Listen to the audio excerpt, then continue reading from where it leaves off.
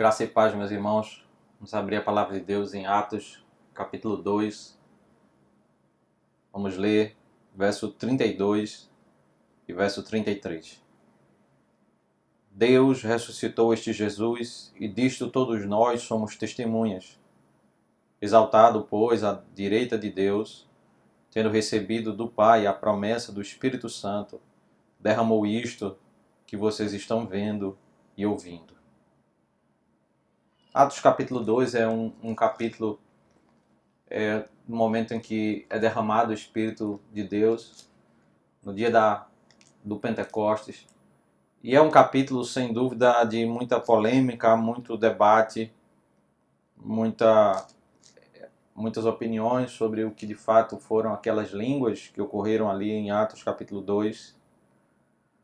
Mas algo que me chama a atenção nesse capítulo é como Pedro usa aquele episódio e como ele desenvolve a sua linha de argumentação para estabelecer o que o povo deve entender daquele acontecimento que eles estão presenciando. Todos aqueles que estavam diante do episódio ao verem os apóstolos falarem em línguas. Há um povo reunido que adora ao Senhor no dia do Pentecostes, e eles passam a ver línguas como de fogo. O texto diz, Atos 2, verso 1 ao verso 4. E eles passam a falar em línguas conforme o Espírito concedia que falassem. A partir daí o texto passa a narrar quantas pessoas haviam ali, como elas ficaram perplexas diante daquele cenário, porque haviam pessoas de várias regiões. E Deus fez com que os servos de Deus falassem em idiomas de outras nações. E aqueles judeus de outras nações que estavam visitando Jerusalém, eles, ao entender as verdades de Deus que estavam sendo profetizadas, eles perceberam o milagre, eles perceberam a verdade de Deus. Deus estava falando na língua dessas nações sobre a sua glória. E há um contexto em que pessoas que não estavam entendendo esses outros idiomas, eles se levantam e eles zombam, eles questionam se aquelas pessoas não estavam bêbadas.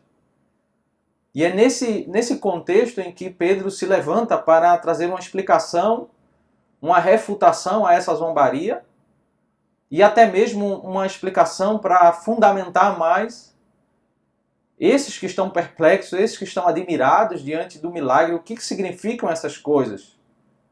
Pedro passa a pregar, ele se levanta diante de todos, e em primeiro lugar ele cita a profecia de Joel, capítulo 2, quando fala sobre um momento em que pessoas iriam profetizar, filhos e filhas iriam profetizar, jovens teriam visões e velhos sonhariam. Haveria sinais derramados da parte de Deus, haveria o Espírito de Deus sendo derramado sobre o seu povo, haveria prodígios sendo derramados nos céus e na terra. Pedro cita essa profecia para dizer que essas coisas estão se cumprindo naquele momento. Eles não deveriam olhar como um momento de homens que não temem a Deus, mas um cumprimento da palavra do Senhor, um cumprimento de profecia.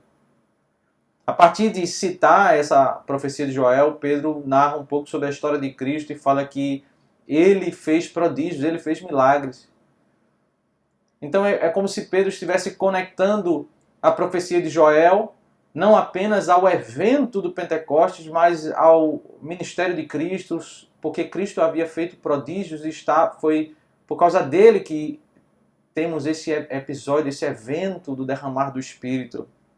Ele que foi morto, ele que Deus ressuscitou. E aí em seguida ele passa a citar o Salmo 16 como uma prova de uma profecia que fala da ressurreição de Cristo, até o verso 28. E aí, a partir do verso 29, ele começa a sua conclusão, né? E é quando nós queremos olhar alguns aspectos da sua conclusão.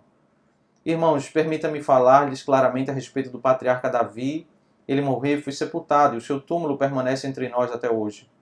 Sendo, pois, profeta, e sabendo que Deus lhe havia jurado que um dos seus descendentes se assentaria no trono, Prevendo isto, referiu-se à ressurreição de Cristo, que nem foi deixado na morte, nem o seu corpo experimentou corrupção. Perceba, Pedro ele sai da profecia do evento do Pentecostes para caminhar pela profecia de Joel capítulo 2. Ele associa isso aos eventos do ministério de Cristo, que isso, todos os seus prodígios, incluindo a sua morte, sua ressurreição, foram profetizados. Ele fundamenta isso no Salmo 16 e diz que o Salmo 16 está associado àquela promessa de Deus de que o Cristo se assentaria no trono. Um descendente de Davi se assentaria no trono. A referência é 2 Samuel capítulo 7. Mas aí Pedro ele diz no verso 32, o texto que lemos inicialmente: Deus ressuscitou este Jesus e disto todos nós somos testemunhas. Exaltado, pois, à direita de Deus, tendo recebido do Pai a promessa do Espírito Santo, derramou isto que vocês estão vendo e ouvindo. Em outras palavras, meus irmãos, ainda que nos dias de hoje há tanta polêmica sobre o que foram essas línguas, quem estava falando, o que significa isso, me parece claro que a argumentação de Pedro é o que nós devemos entender a partir desse evento. Ele desenvolve o seu argumento citando vários textos para chegar ao ponto o que significa desse evento é que Cristo está sentado no trono e do trono ele derramou o seu Espírito para capacitar o seu povo, derramando o Espírito, cumprindo a profecia de Joel capítulo 2. Me parece que a ênfase de Pedro não é propriamente no episódio das línguas, mas o que está por trás disso. Cristo assentado no trono. Cristo, o Rei dos Reis e Senhor dos Senhores, aquele que governa toda a história, derramando da sua bondade, do seu poder para capacitar a sua igreja. Por isso, ainda no verso 34, ele diz: porque Davi não subiu aos céus, mas ele mesmo afirma: disse o Senhor ao meu Senhor, sente-se à minha direita até que eu ponha os seus inimigos por estrado dos seus pés. E ele cita o Salmo 110. Cristo está no trono e ele está governando o mundo, derramando bênçãos ao seu povo e derramando juízos aos ímpios. A conclusão da sua pregação está no verso 36, momento final, quando ele diz: portanto, toda a casa de Israel esteja absolutamente certa de que a esse Jesus que vocês crucificaram, Deus o fez Senhor e Cristo. Como eles deveriam olhar o evento do derramar do Espírito, em que línguas como de fogo apareceram e pessoas ficaram falando em línguas. Eles deveriam chegar à conclusão de que Cristo, que foi morto, ele ressuscitou, ele está sentado no trono e ele julga toda a humanidade. Quando nós olhamos dificuldades, nós vemos no mundo, na vida, tantas adversidades, nos dias em que estamos passando, nós devemos ir além dos eventos, daquilo que estão diante dos nossos olhos e entender o que está por trás dessas verdades. Cristo está no trono e ele derrama da sua ira sobre o mundo que não adora e reconhece a sua glória. Diante de tanta exaltação do homem, como se o homem pudesse criar tudo aquilo que ele quer, ou controlar os seus dias, ou governar a sociedade, independente de Deus. Quando nós vemos em dias de pandemia a fragilidade da humanidade, a dependência da humanidade do Senhor, nós aprendemos o conceito que está por trás de todos esses eventos. Cristo está no trono.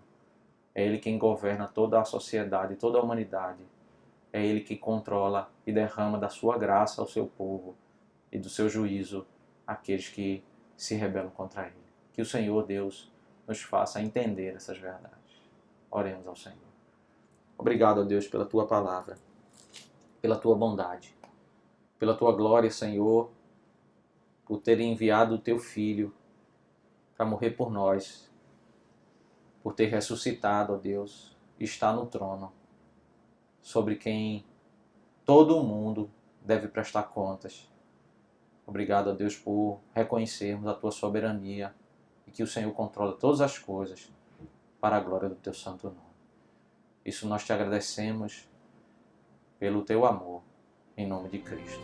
Amém.